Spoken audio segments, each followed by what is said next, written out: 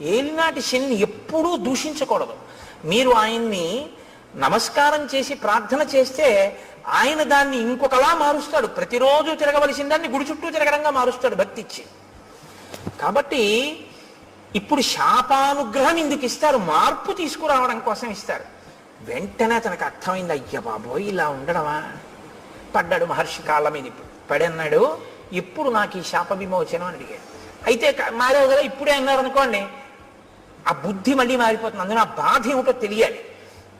ఆయన అన్నాడు, యదాచిత్వా భుజౌ రామ త్వాం దహే ద్విజనే వనే తదాత్వం ప్రాప్స్యసే రూపం స్వమేవ విపులం శుభం.